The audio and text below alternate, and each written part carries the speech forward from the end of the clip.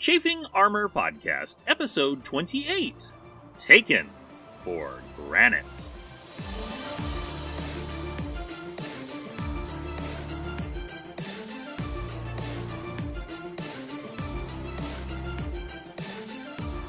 Welcome back to the Chafing Armor Podcast. I'm your host, and possibly clothed.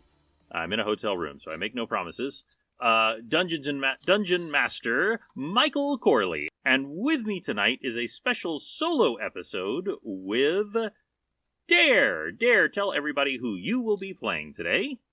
I will be playing a completely clothed Tix, for the most part, as far as I know. He is a gnome cleric that has wanderlust and run away from home. And today we are going to touch on something we have not before, and that is Tix's home. Are you ready for a flashback? I don't know if I'm going to add a sound effect there or not. I just might. For the purposes of this flashback, you may retain all of your current spells, skills, and abilities, because I don't want to mess with stripping them away. Okay. Plus, I have already had you play a level 0 character when you played the role of the wonderful young drow assassin. So Right. We're just going to leave everything the way it is, because nobody really cares. We open many years ago, in the home of Tix.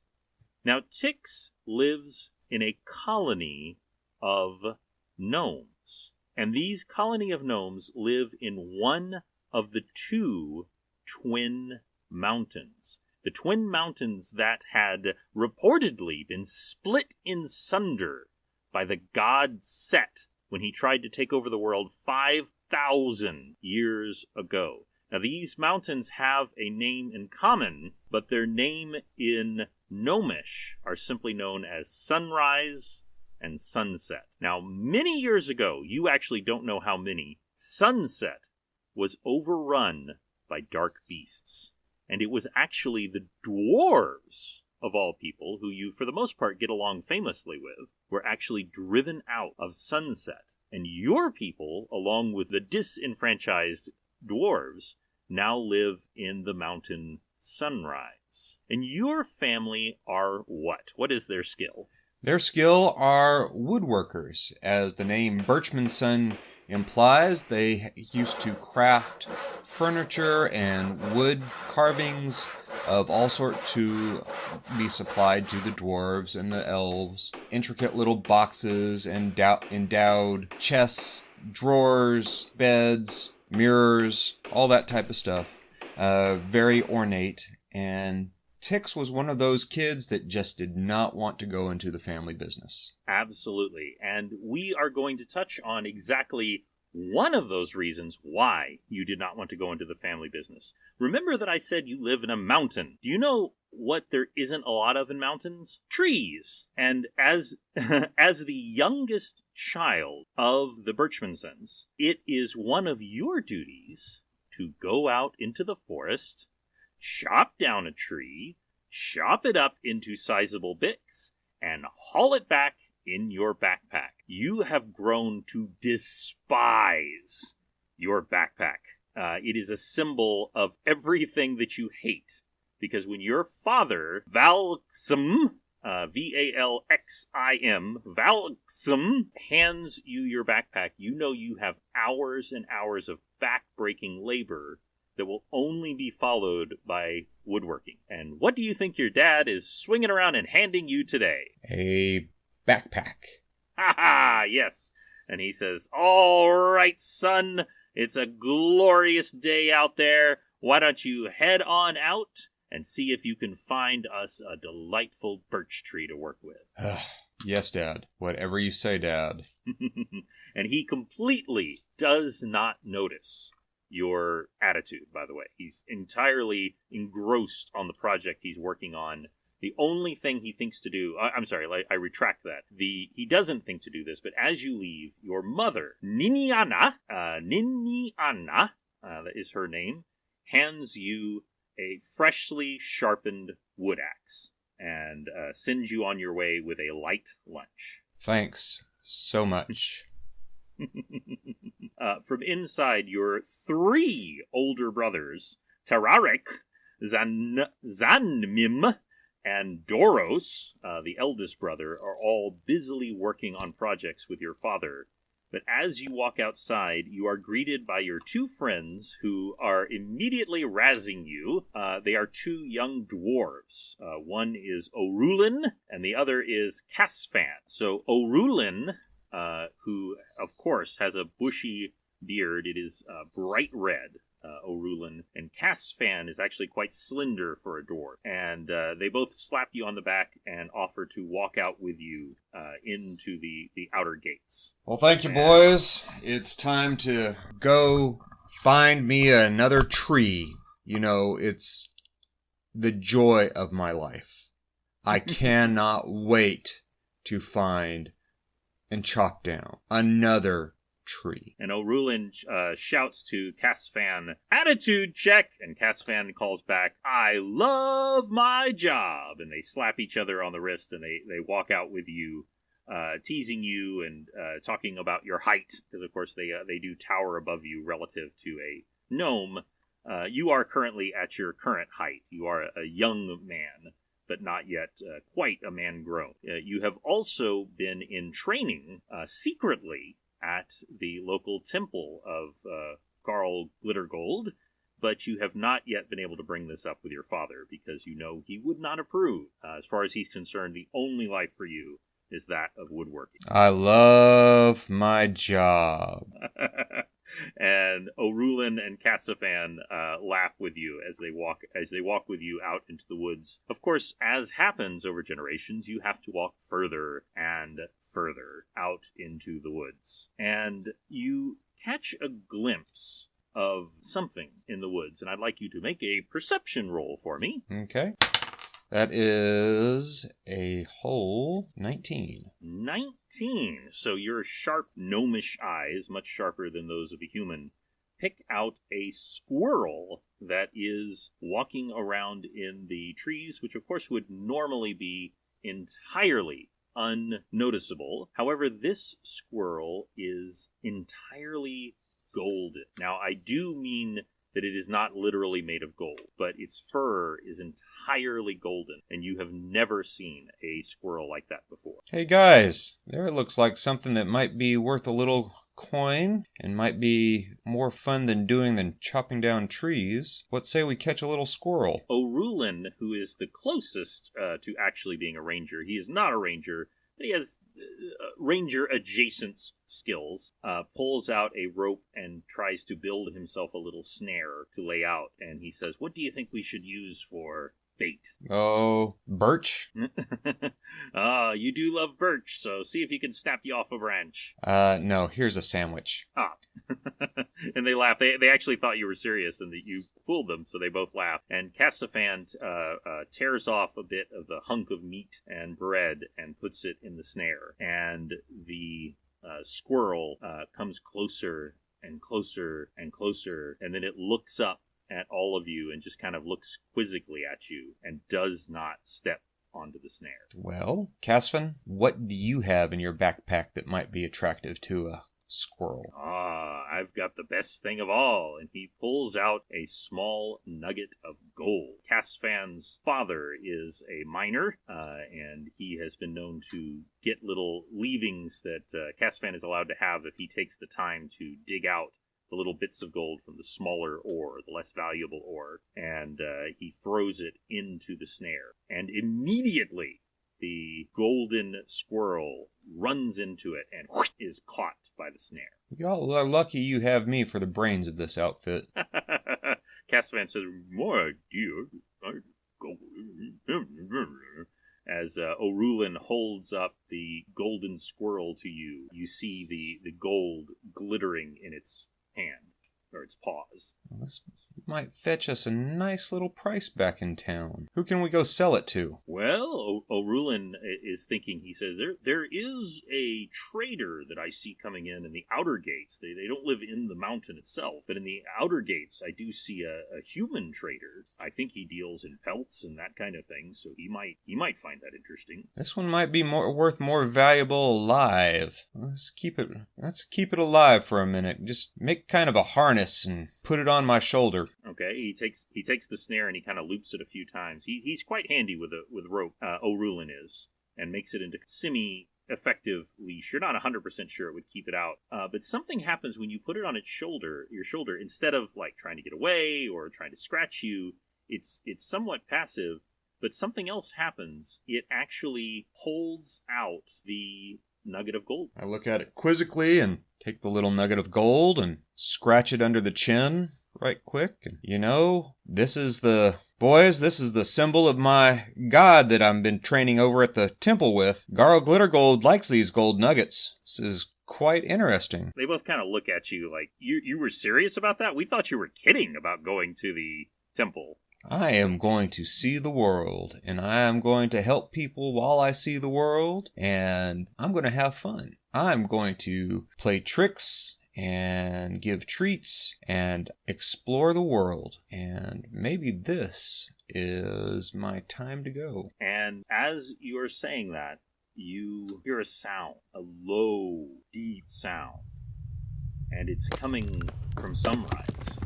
It sounds like if you imagine a boulder about 10 times as big as you being dropped from 100 feet. This just whoom, and then there's this long echo after it. And it does not sound like a good sound. Come on, guys, let's go. All right, and as quick as your little legs will take you, you're making your way back. There is a well-worn track back to the main road. And as you're getting towards the main road, you can see a plume of dust slowly rising out of Sunrise.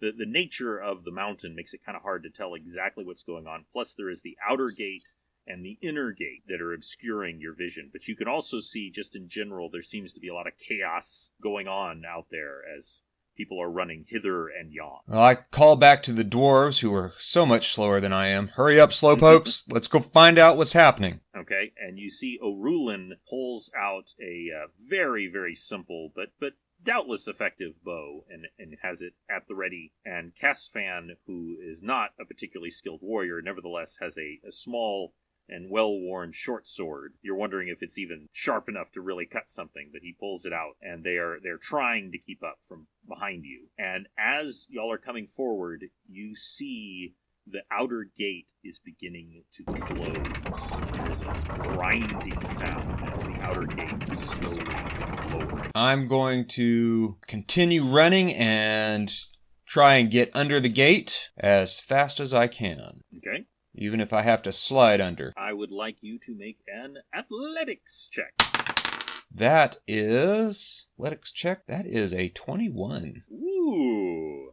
So you are running, and you slide, and you feel your leather pants just kind of and gravel goes everywhere, and you make it through. And the two brothers do not, because they're not fast enough, but they shout, "We'll go around the small entrance. We'll be there soon." They shout at you as the gate closes fully. The outer Don't gate be slow. You call out to them. It is utter chaos inside. This part is where most of the traders live. This is where a lot of merchants live. This is where a lot of non-dwarf and non-gnomish races live that come and travel through Sunrise. And people are just running every which way. And I would like you to make a roll for dexterity. That is a whole 3. A 3. A human, a very large, fat human, knocks you to the ground. And he does not even seem to notice you. And but as he knocks you to the ground heavily, and you hit the ground hard, the human disappears. And where he was is now a pair of human legs. And you see a giant boulder, easily many times your size, just smash into the outer gates. But here's the thing. The boulder is not coming from outside. This is not like a catapult situation. The boulder came from the direction of sunrise, and you're very glad that you were knocked over. Amen to that. Not so glad for this guy. There is no healing him. Say a little prayer to Garl Glittergold for my safety and look around to see what I can see coming from up above. You look up above and you see in the distance, it's beyond the inner gate. The inner gate you have to get through in order to get to the main entrance to Sunrise. Towering over it, you can see some kind of giant, and it is misshapen. It is hideous to look upon. As far as you can tell, it only has one eye, but it's not like a typical Cyclops. It is in the normal place of a normal eye, but the other eye is either swollen shut or is simply not there. And its skin is like a very dark indigo, almost like a drowse, but somehow it's sicklier. And as you're watching, you can see its upper half beyond the inner gate. It picks up another boulder and just hurls it inside inner area, almost like someone who's just playing a game, and he's just smashing merchants and carts and little shops here and there. I will go running towards him and see if there is anybody that I can help out with my meager healing abilities. Well, there are people scattered all around you, and some of them may be injured. You are currently, I want to make sure I say this correctly, you pass through the outer gate. He is beyond the inner gate, so there's this ring inside, and you are currently inside that ring. You are currently also exposed if he decides to throw a boulder at you. There are lots of people here who may potentially need healing, but if you stop to heal them, you are also exposing yourself to being smooshed. Well. If you wish to engage him directly, you would have to go through the inner gate, which currently does not appear to be closed. I will head towards the inner gate to engage him unless I see any other soldiers or warriors starting to engage him yet. You can't tell, because literally you can only see the upper half of him. The inner gate is not as tall as the outer gate. It's still much, much taller than even a human would be, so you can't tell if anyone is engaging him currently. Okay. I will continue to run towards him. The inner gate is staggered. It's not the same, it's that way if somehow an army was to come through when both gates were open, they would have to divert in order to get to the inner gate and give the defenders more time. So you have to bear left and scoot, and you see another giant boulder just smash into a jewelry shop, and you see jewels just scatter everywhere. I would like you to make a dexterity throw. Dexterity roll. Let's hope this one's better than the last one. And that is a whole 10. A 10. So a giant splinter from this boulder is coming towards you, but as it does, you feel something pinch and claw into the back of your neck, and you wince and go, ugh!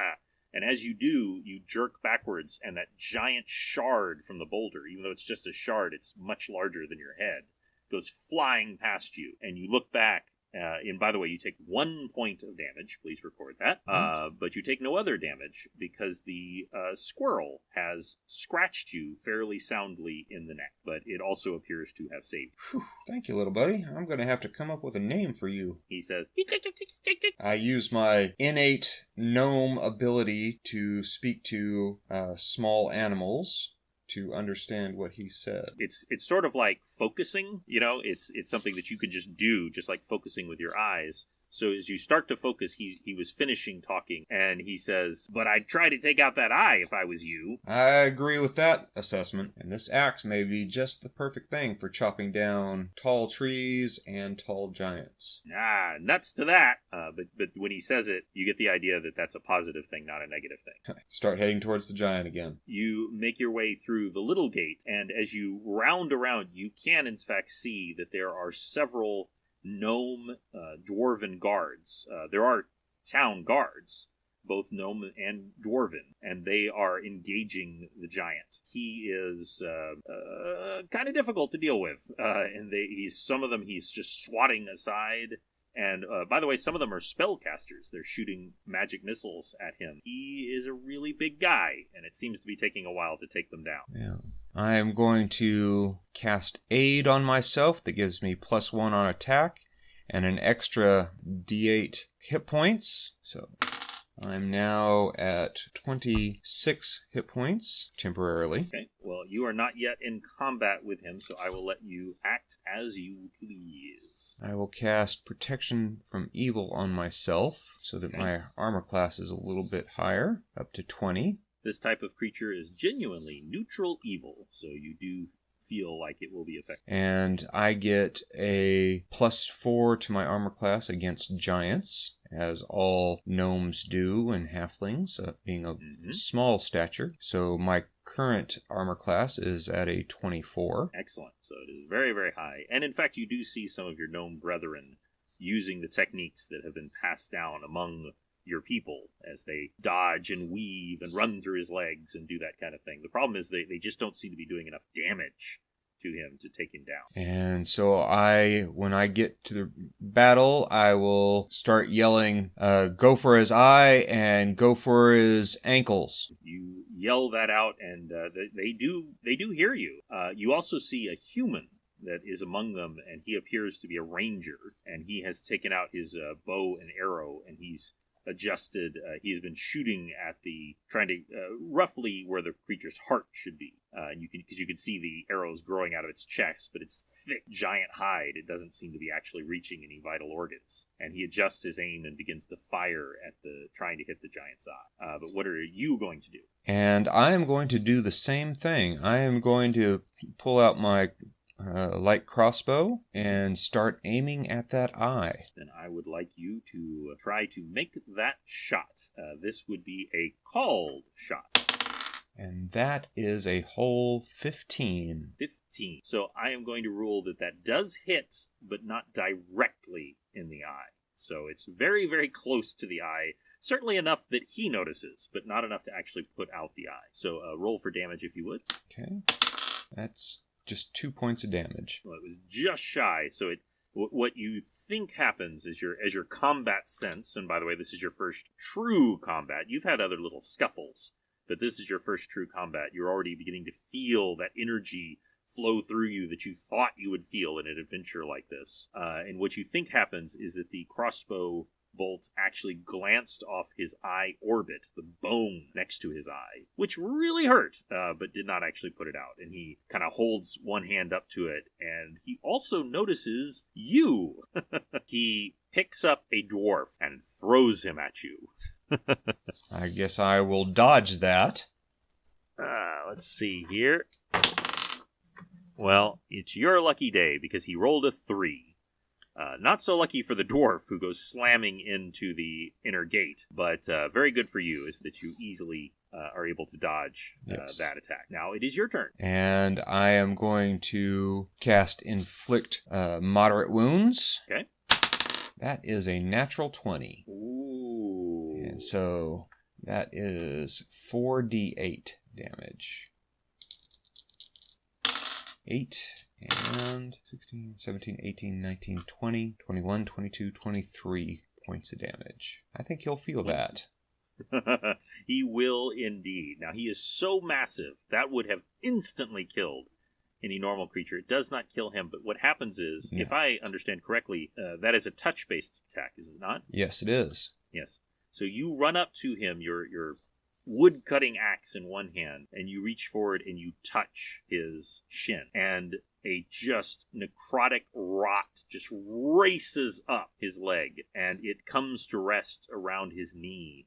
But his left leg literally just crumbles into rotten gore, and he screams and falls to the side, actually destroying part of the small gate. And as he does so, that ranger that you saw pivots, turns, and looses the arrow, and it takes out his eye, and he dies. Nice. And everyone just cheers, and they run up. They do like run up and slap him on the back because he delivers the fatal blow. But they saw what you did.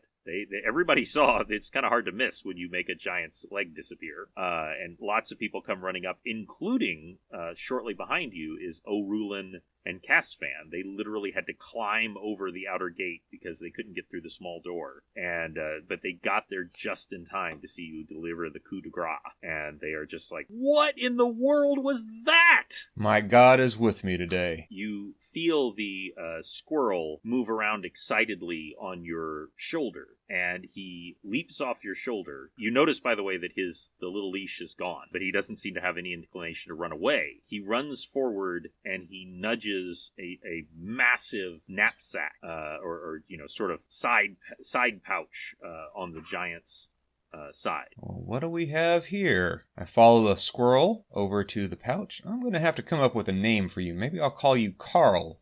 He chitters, and your ability is fading somewhat, but you can hear him say, I guess my friends could call me Carl. You open up the sack, and inside are jewels of every description, just stuffed with jewels. Now, none of these are cut yet, but even though your family is not stonecutters, you live with gnomes and dwarves.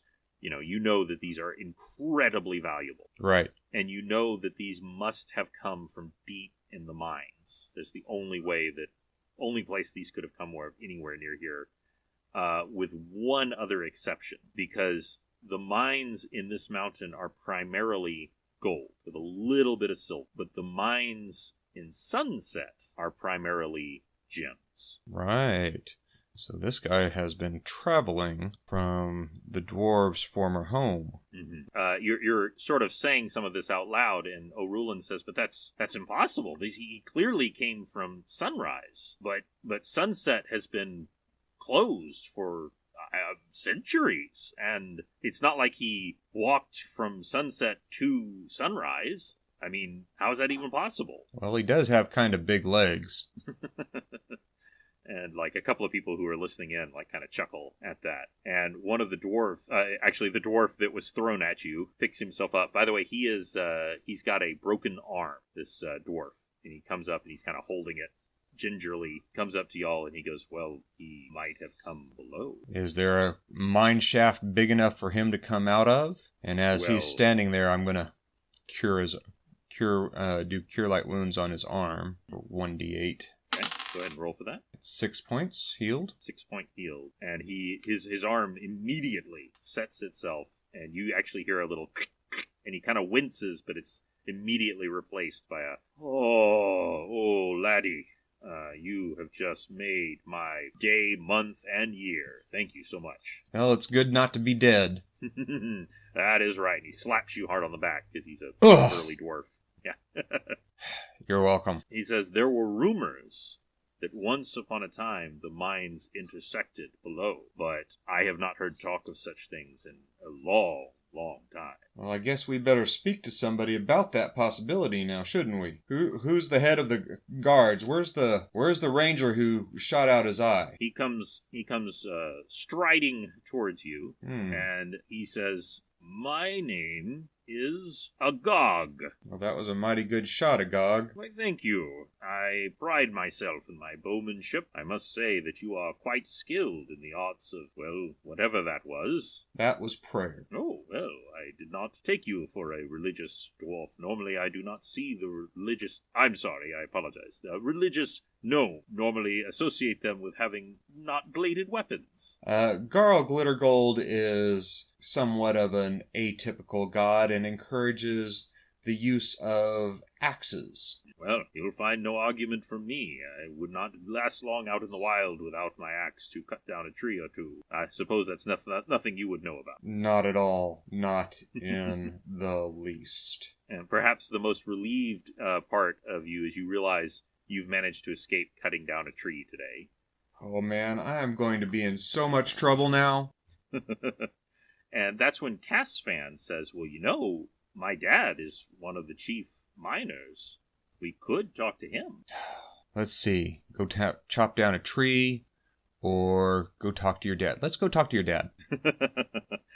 head towards incredible danger or go chop down a tree. Definitely the danger. Smash cut to Casfan's tidy apartment where his family lives, and his father is just this massive dwarf who is as big as he is wide. He is telling you, oh yes, long ago, they say that the two mountains were connected by a deep network of tunnels. Some of them were even said to connect into the Underdark itself, but I know not of such things. I do know that a great seal was put on it many, many years ago to keep any from coming through it. Who would know about where this great seal is, and whom should we talk to about making sure that it's still there? Because this was a little bit of a surprise for everybody today. To say the least, all of my mining operations have been disrupted. I can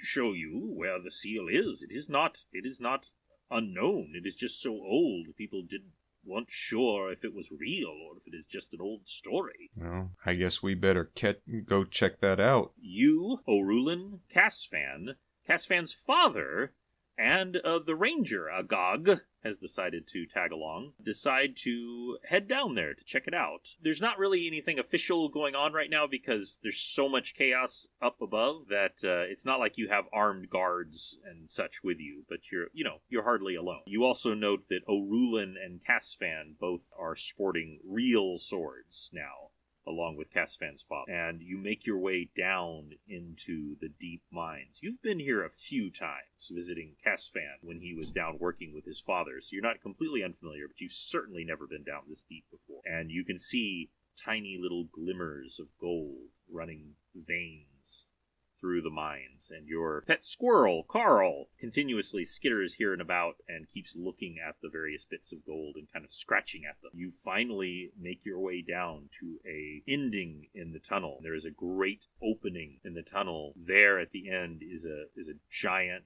stone, it's hard to say, like a plug that is blocking the way. I go up and inspect it to make sure it's still there or see if it's an illusion. Well, I would like you to technically you have one forward in the main story, but for this flashback I would like you to take a point of inspiration. Okay. Because the first thing you think is that it is an illusion, and you place your hand against it, and sure enough, that is exactly what it is.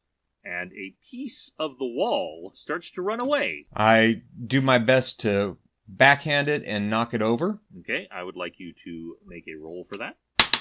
That is a 17. 17. So with this inspiration, you realize that something must be casting this. This isn't the kind of thing that just happens by itself. And so you immediately begin to scan the area around you, and you see part of the wall detach itself in a vaguely humanoid form and starts to run back down the hall. You just turn and pop with your back of your fist, and whatever it is stumbles and falls, and everyone around just pulls out their weapons and points it at this creature, and you see the illusion fade away. By the way, you also see the illusion to the door fade away. It has been smashed open, and there is a huge, I don't know, maybe giant-sized hole Possibly. in the seal, and before you is a half-dwarf, a very, very rare thing, but not entirely uncommon, especially where you live, is a half-dwarf. He is cowering in terror. I hold my axe blade right to his throat and invite Agog over to come and talk to our little friend. Agog pulls out two short swords, balanced and definitely made for twin combat, and he places both at either side of the neck of this half-dwarf, and he just says, talk. And the half-dwarf says, mercy, they made me do it! They made me do it! Who made you do it? Be specific. There is a tribe of Fomorians, and I'd like you to make a knowledge check for me. That is, let's see, knowledge nature or knowledge arcana? Let's say arcana. Okay, then that is a straight 16. And you are aided perhaps by the fact that you just fought one. Fomorians are a type of giant. They are also technically a type of cyclops, though they are considered more dangerous than cyclopses. They are a deformed, one-eyed kind of giant that have a brutal society, and some of them possess magics of their own. You know that some of them are known to dwell in the Underdark, some of them are known to dwell in caves. They're not the brightest tools of the shed, but they tend to be a little bit smarter than the average Cyclops, which is pretty dumb. All right. So how did you get involved with them? How did you get captured? Or did you walk in there willingly? Well, I did walk in willingly, but not to serve them. What I had heard was that there was an abandoned mine at sunset, and that if one was adventurous, they might be able to find a way in, and I found all kinds of ore, but I accidentally seem to have, unleashed a tribe of Fomorians. And they told me that if I maintained this illusion for a few days, that I would be allowed to live. Well, I turn to Caspin's father and say, I think you better get this sealed up very quickly. I'm going to head back, and I'm going to get the full team of my miners, along with any those who have magics that might be able to help close this shut. But that means that you all need to make sure you're on this side of it when that happens. So please, whatever you do, don't go down into that tunnel. That's an interesting thought. And he stomps away. Orlun, Caspin, what do you feel about doing a little exploring? Oh, Rulin says, absolutely. And Caspin says, absolutely not. And Agag goes, could be interesting. What should we do with our little friend here? It seems he has unleashed a very big problem on us. Maybe we should shorten his life for that little problem that he has brought. You hear the squirrel kind of chitter a few times. I turn my attention to him. And you kind of focus a little bit. I'm going to bend the rules a little bit as far as daily. You can hear him say, he also might be able to take you directly to him. Yes, but he also might give our position away. That is an interesting conundrum. Agag says, well, I can make sure he can't talk, though I can't guarantee he won't make any noise. What do you say? Do you want to live? Oh, yes, living. That is what I want. Living is the thing that I want. Then you will lead us to where you unleashed these creatures so that we can get a survey of how many there are and what we are going to be dealing with. You got it. You got it. I am at your service.